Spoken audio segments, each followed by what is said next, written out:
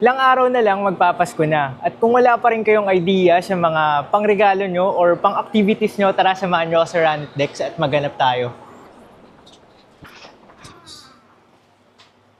Yan, dito sa Run It Dex, madami tayong ino-offer na puzzles katulad ng mga DIY kits natin.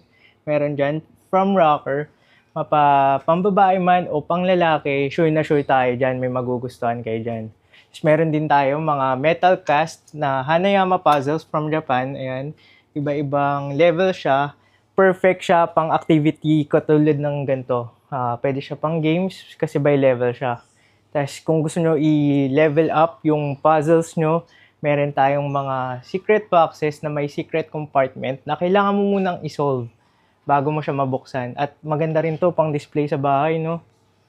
Tapos kung mahilig ka sa mga jigsaw puzzle, meron tayo ditong mga Harry Potter, ayan, by Curie 11, tsaka iba-ibang klase pa ng puzzle, coin. Tapos meron pa tayo dito, additional from rocker, mga flowers naman. Yan, perfect pang regalo, pang anumang okasyon, pwedeng-pwede yan. Siyempre, hindi mawawala sa atin yung mga merch. Katulad yan, meron tayong t-shirt, meron tayong hoodie, at limited sizes na lang at quantities na lang available. Siyempre, bilang Run It, no, hindi mawawala sa atin ng playing cards. Meron tayong available niyan, standard, self-produced, pop culture, at mga Japan exclusive. Siyempre, meron din tayong mga kakaiba katulad nito. May sarili siyang case, umiilaw.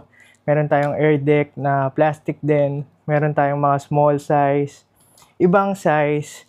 Meron din tayo parang mga Pop Mart, no? Yung mga mystery box, mga ganyan siya. Tapos syempre, meron tayong mga ganito, mga collector set. Ito siya, mga available natin na collector set.